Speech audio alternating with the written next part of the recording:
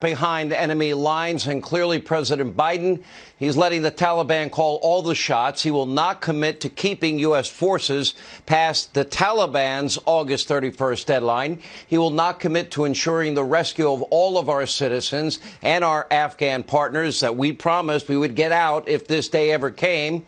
He has no idea how many Americans or how many of our allies are still trapped in Kabul, controlled by the Taliban, or elsewhere in the country. He doesn't know exactly how many Americans have already even been evacuated. And now Fox News is reporting that the U.S. military has started withdrawing from Afghanistan. So today, the U.S. Embassy in Kabul issued an alert. It was later deleted about 30 minutes later, calling on all Americans to leave Afghanistan or they are on their own. Your government. Wow. Just get to the airport, they say. Use your best judgment, they say. Trust that the terrorists, the Taliban, will ensure your safe passage. We've reported for more than a week. They're also saying there is no safe passage. Watch with your own eyes. We are stranded at home. We can't get to the airport. When we try to get to the airport, we either get beaten up or we're afraid for our lives. Taliban are going door to door looking for people who has worked with the U.S. government, of course, for the U.S. citizens. So our lives are in extreme danger. We get more of news to stay put than to be told that you're going to be evacuated. This is not comforting at all, because we don't know if we're going to make it out. That was a fellow American citizen now hopelessly trapped behind enemy lines, ostensibly a hostage to the goodwill of the terrorist group, the Taliban. The airport is completely encircled. They have covered the entire perimeter, the Taliban. They control who gets in. They control who gets out. And now the Taliban is apparently saying they're blocking all access to the airport for any Afghan citizens. That means people that may have helped us the last 20 years. Biden, he just signed the death certificates of every Afghan that, in fact, has helped the U.S. in the last 20 years. And apparently they even have access to computer data so that these people will be hunted down. They will be murdered. Their families will be murdered. Joe apparently today seemed to care less. Today, in what was a tone-deaf speech delivered over 4 hours late, Biden spoke about infrastructure and voting rights and then eventually got around to the crisis that is Afghanistan. But, of course, took no questions. After all, he may get yelled at. He doesn't want to get in trouble. A slight improvement over last Wednesday when he refused to address Afghanistan at all. And that was a speech about vaccine boosters. Biden is living in an alternate reality tonight, and so is his clueless press secretary, because today, Jen Psaki referred to the ongoing evacuation in Kabul as a huge success. But the people on the ground in Kabul beg to differ. Jen, you might want to watch, circle back and learn. Take a look.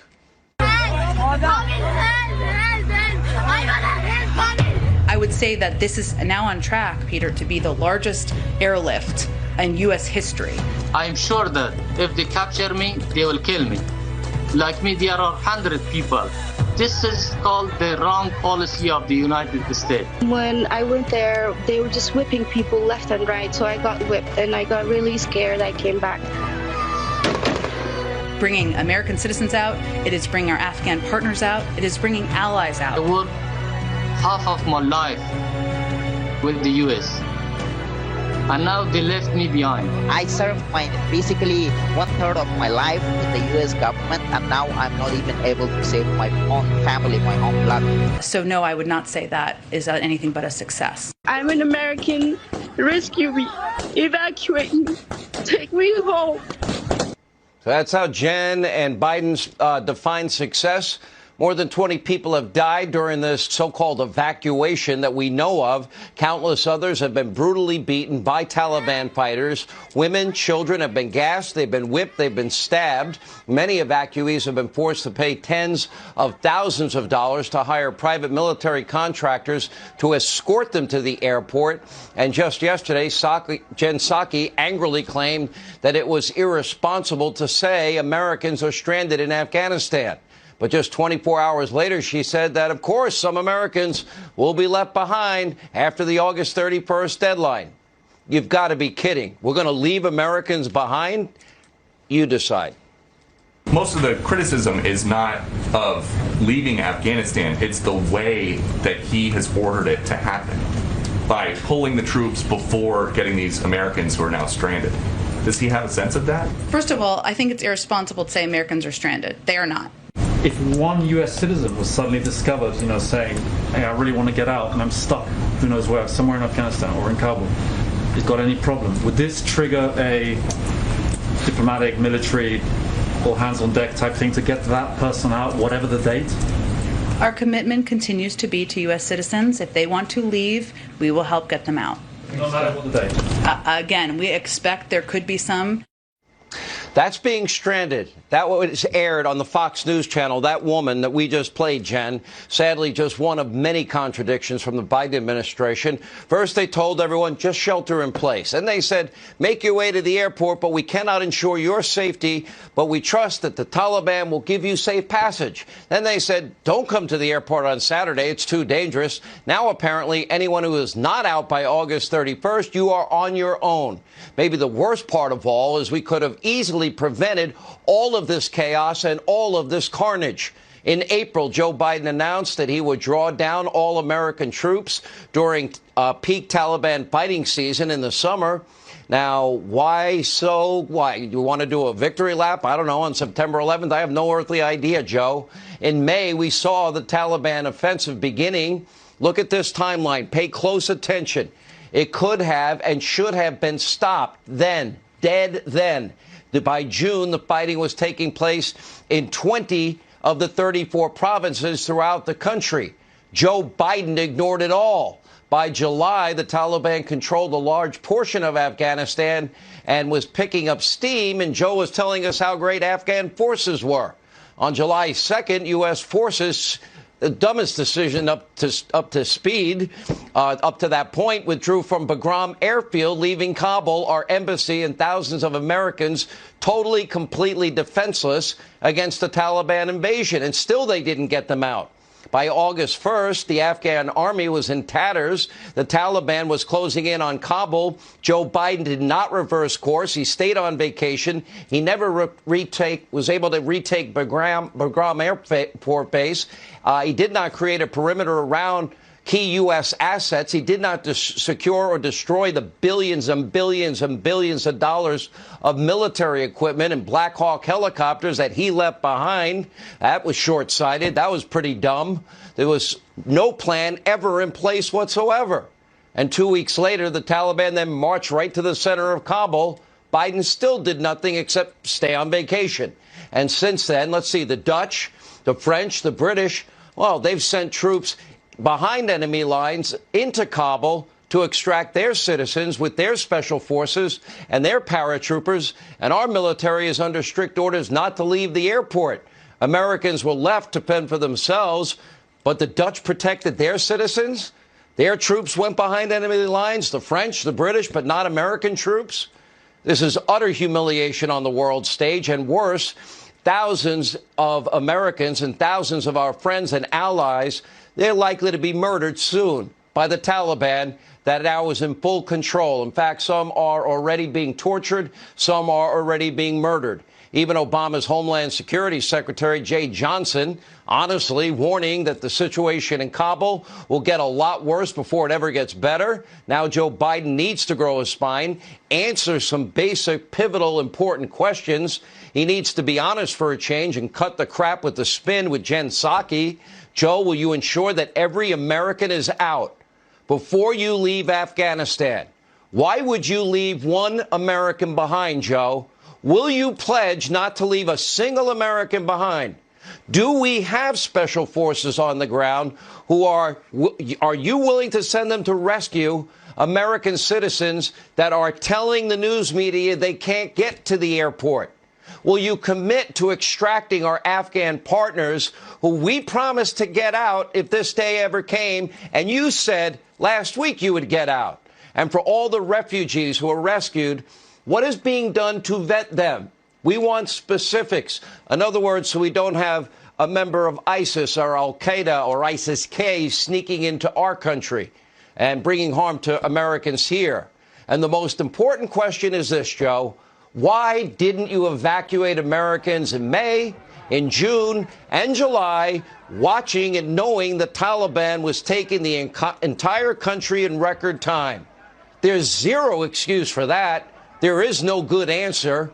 You failed in what is a surrender. But tonight, let me be clear. The president can still change course. We have less than 7 days now. He can fight back. He can put in the best military on the face of this earth and send them, like the Dutch and the French and the Brits, and extract American citizens. He can make it clear to the Taliban that if they hurt a single American, the consequences for them will be dire, and he needs to mean it. And sadly, tonight, I have zero faith Biden is capable of ever doing the right thing. He's nothing but a career politician, no integrity, no morals, no beliefs, and totally, completely, utterly, cognitively out of it. The only thing Biden seems to care about is Joe Biden and those close to Joe Biden making money. And now come August the 31st, well, that's 7 days from now, I fear that those left behind will face certain death. Here with reaction, 2 individuals from Afghanistan now in the United States. Ahmad worked with the U.S. For 2 years as a translator, and his wife is currently trapped in Kabul. We are disguising his name and identity for her safety. Ahmad, will you tell us your story? Yeah, actually, so my wife, she just made her way to the airport like on last Wednesday. She couldn't make it inside there because there are Talibans. They don't let the Afghans get into the airport. They don't even let the U.S. citizen to get into the airport, but she made it to the airport, and she was stuck like almost for 3 days in there, and then after 3 days she couldn't manage to get on the board to the plane, so she had to come back home. But I'm still worrying about her that if the deadline of the 31st August. Ahmed, I didn't hear you. Let me ask you: did she leave the airport? Did I hear you correctly? Yeah, she had to. She was just returned home back because she couldn't make it to the. Yes, they just block everybody, including the citizens. I have heard many times from the news that the Taliban won't let anyone to get into the airport because of their own whatever they have. But we are just worrying about our own families, about our own Americans, and those who are stuck there in Afghanistan now. Last question. So we are really like. Does the Taliban, have they identified you? Do they know that you work with the United States? Do they know that your wife was married to you and you helped the U.S.? Yes, they actually know each and every one of us that are stuck there in Afghanistan. We have many of the SIVs interpreters that work with the U.S. troops in Afghanistan. They help them, they serve the country, they serve the U.S. Army. But now we are all left behind there in Afghanistan, and they all know each and every one of us. And as I heard that they are now trying to go door by door and look for those people, and they are trying to kill them. And if the U.S. leave them behind in that country, so that would be a big threat to our Afghans. As of today, the Taliban says Afghans can't get to the airport. Our prayers are with you and your family. We'll monitor your case very closely. Mohammed is joining us. He recently traveled to Afghanistan to visit his sick father. He tried to leave several times, but he was denied. He finally got out last week. Can you tell us how you got out? Yes, sir. It was really hard to get out. All the ways to the airport was blocked by the crowd and by the Taliban.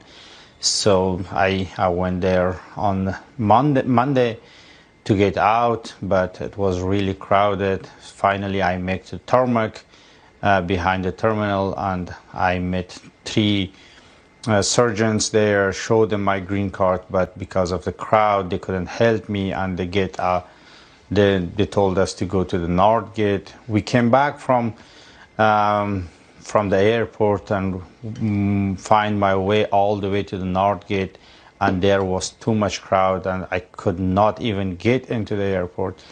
I came back home for the next day, and the next day I received an email from the embassy to go to the North Gate again. I went there again. Finally, used soldier took my hand, pulled me from the gate, and my father pushed me from the bottom, and I jumped inside the airport, and I find my way to come back home. It was really hard, really tough, and you cannot even imagine how hard that I can escape that situation. There was a lot of gunfires, a lot of hitting by the, a lot of like you cannot even imagine the through the gas, the gas, the air bomb, the sound bomb. And you know many people that are left behind. So it was really hard. I'm glad you made it out, but I will tell you, our prayers are with those that can't get out, and I don't know if they're going to get out tonight. And Joe Biden doesn't seem committed to getting them out, but thank you, sir, for joining us. We appreciate it. We'll continue to keep you and our families in our prayers tonight. In a moment, we'll get to big breaking news out of the Supreme Court, which just reinstated President Trump's stay at Mexico policy at the border. Finally a win. The court maybe woke up for 2 minutes. But first, let's turn to a new ad from Donald Trump's PAC, Save America, produced by Brad Parscale, and it has a strong message for President Biden. His past comments coming back to haunt him. We've got to warn you, some of the images out of Afghanistan you might find disturbing. America is back. Highest inflation rate in the U.S. at the pump. The southern border is collapsing. The climb of COVID infections. We amplify our power. We summoned a new strength. The Taliban are now in complete control of Afghanistan. Complete chaos. How did President Biden get this so wrong? Well, first of all, the mission hasn't failed yet. If this isn't failure, what does failure look like? We have to ask the Taliban for permission for American citizens to leave. True or not true? They are in control. I can't think of anyone better to lead this operation than They're just chanting death to America. You call yourself a president?